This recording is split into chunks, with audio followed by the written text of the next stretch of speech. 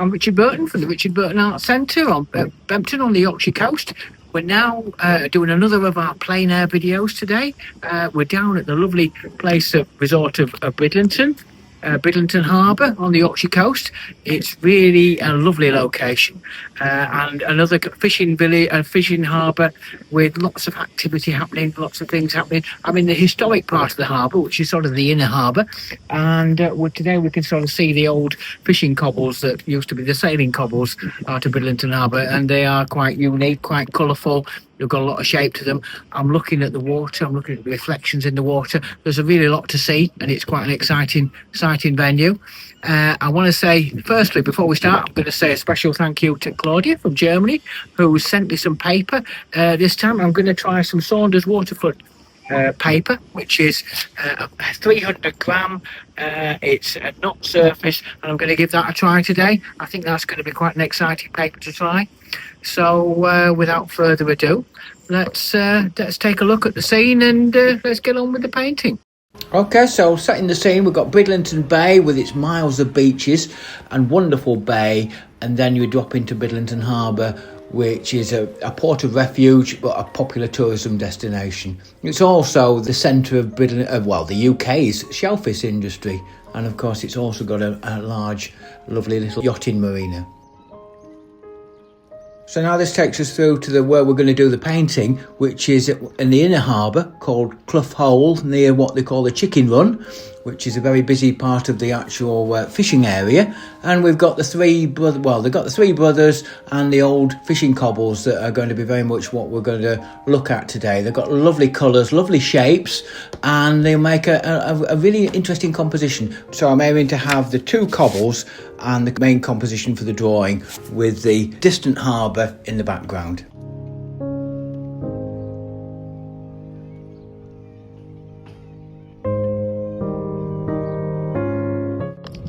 So there we have our composition. So what we're looking at really are the two boats in the foreground.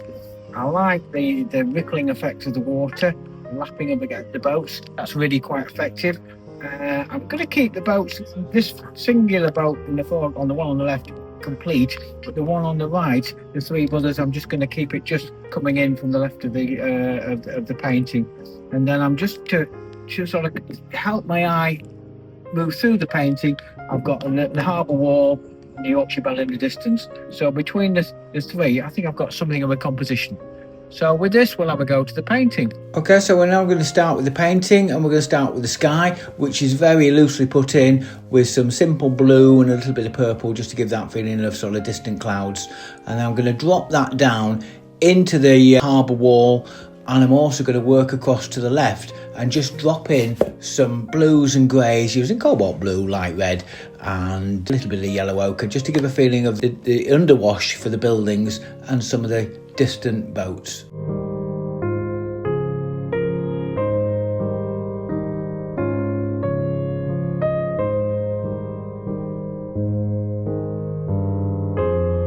Next, to flow through from that, I'm going to put the distant first wash for the water, which, when I look at it, is very much a silvery look about the distant water, and it's just shimmering.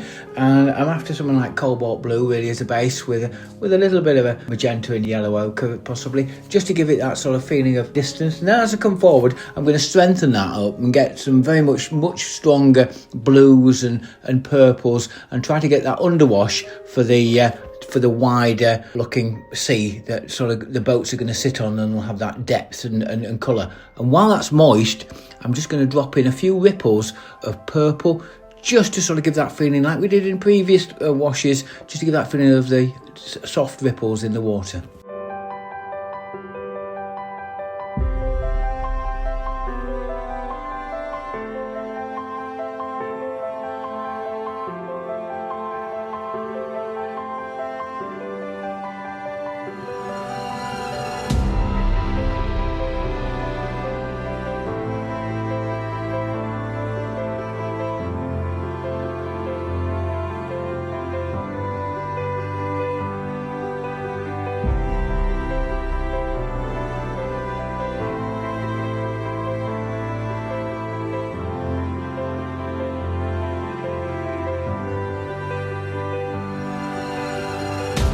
all the time I've protected the boats, so the boats have been clear from any paint. Now we're going to sort of deal with those boats, and what I'm after here is just what I call the signature colours really. What's the sort of essence that gives a sort of feeling of warmth and mood to these pictures? And it's this, particularly the inside of this first boat, it's got a yellow, and unique yellow that I want to try and capture. So I'm going to put that in with, probably going to play around with yellow ochre and a little bit of raw umber, and probably a little bit of crimson as well, just to try and capture the right feeling for that boat. I'm also going to drop in a few of the darks just to get a feeling of shadows and some of the, well, not just the shadows, but some of the softer shadows, just to try and give it a bit of a three-dimensional feel.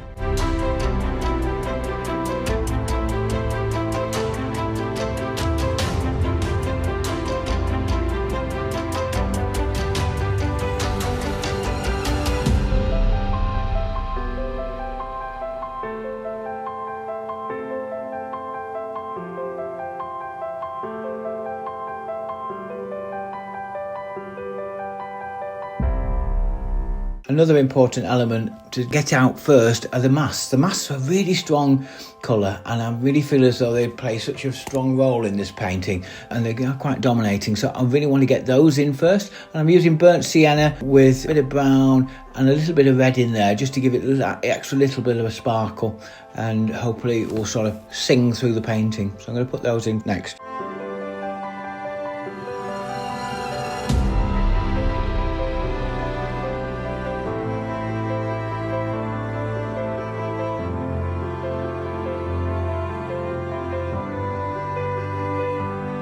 Now I'm going to tackle the background, which is essentially the harbour wall, and that's going to be really dealt with by dealing with what I call floating washes.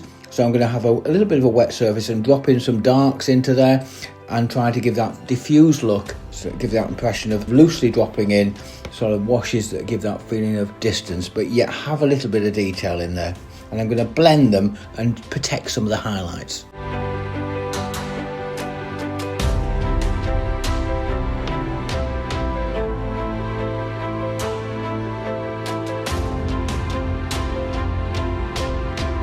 Working along to the left, I'm going to put the buildings in and the boats. Again, it's just a case of dropping in some diffused washes, but just protecting some of the highlights so that they have an element of sparkle about them, and they will allow my eye to sort of interpret them as some of the details. And it was just sufficient that it will set the scene for the distant harbour.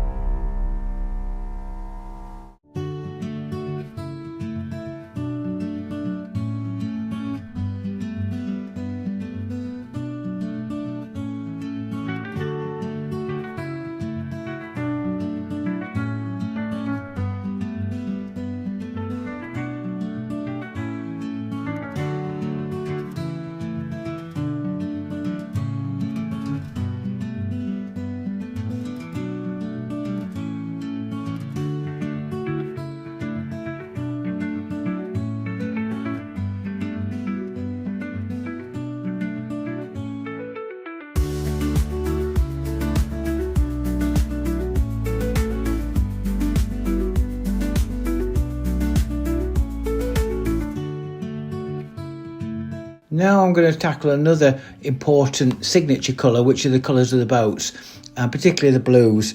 And that's going to start with the boat on the left with a mix of Prussian blue and cerulean blue. And then I'm going to tackle the other boat, which has got a much more stronger red, which is going to be a cadmium red and probably a bit of magenta. And drop those in and let them diffuse, and hopefully that will give some strength to the painting.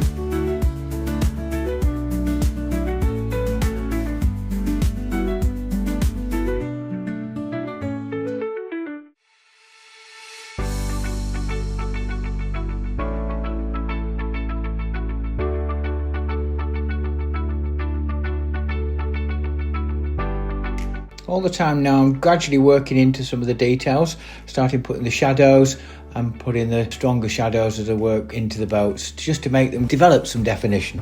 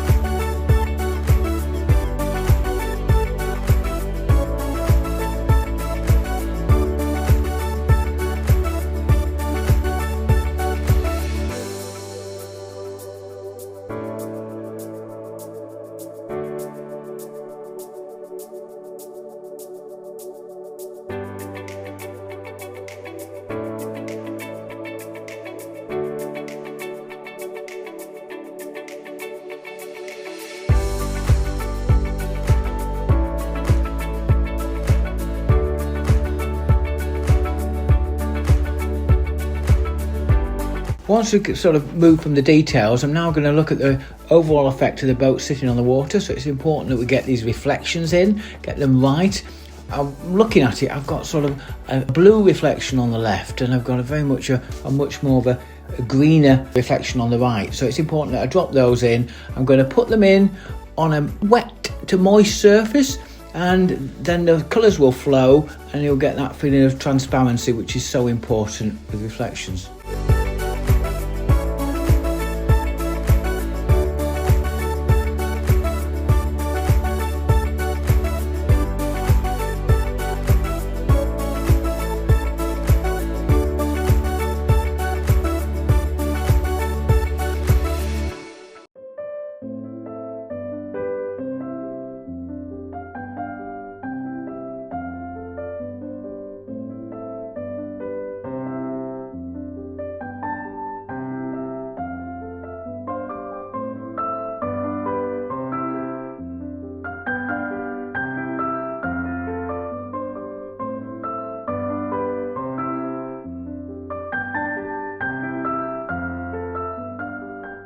Once I've got my first stab at the reflections, I'm now going to build up the darks on the boats, give some further definition to the picture.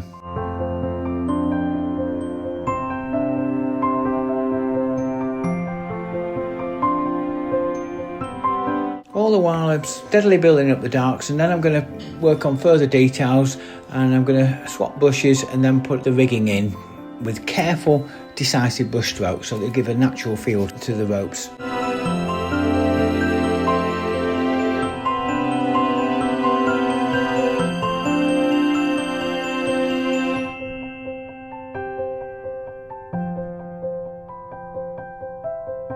I'm now going to sort of look at the detail in the distance, and we've had a bit of fun today because I drew in the Yorkshire Belle, which is the pleasure steamer that goes around the bay, and of course when I came to painting it the first time it had disappeared out the harbour, so I've had to wait now patiently for it to come back again, and so it's now back and we can put some colour, put some detail into there and just gradually build up the details. And again, all across the picture now I'm just sort of gradually building the details, adding further shadow, which will hopefully bring in that feeling of definition.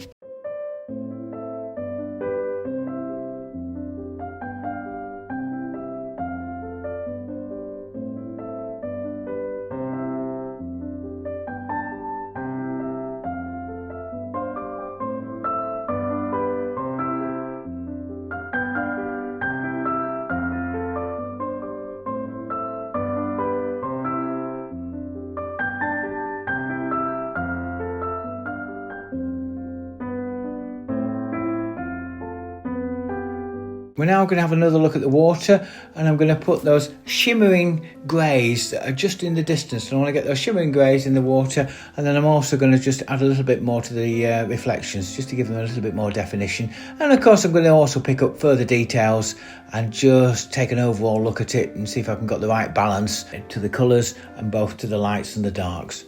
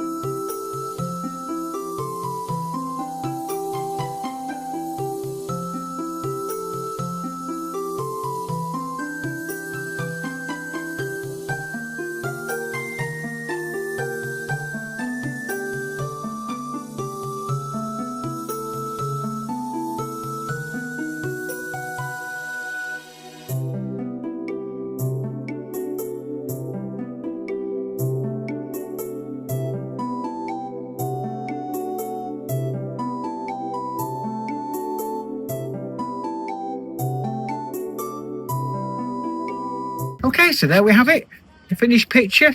I'm trying to capture the essence of the busy harbour with the sort of historic picture of the boats. I think I've got it. I'm quite happy. I was trying to get those ripples on the water, and getting those reflections in the water was always going to be a central feature of this painting, and getting a little bit of the story of the background as well. So all in all, I think it's come together. I'm probably going to go back into studio, do a little bit more detail work just to sort of pull out the finer points. But other than that, I'm quite happy with it. So now all that's left for me to say, if you enjoy these plein air paintings, please, we've got many more in the pipeline to do. Please like and subscribe. That gets us picked up by the algorithms, and it helps us get picked up to a wider audience. So all that's left for me to say now really is to enjoy from a sunny Bridlington and keep painting.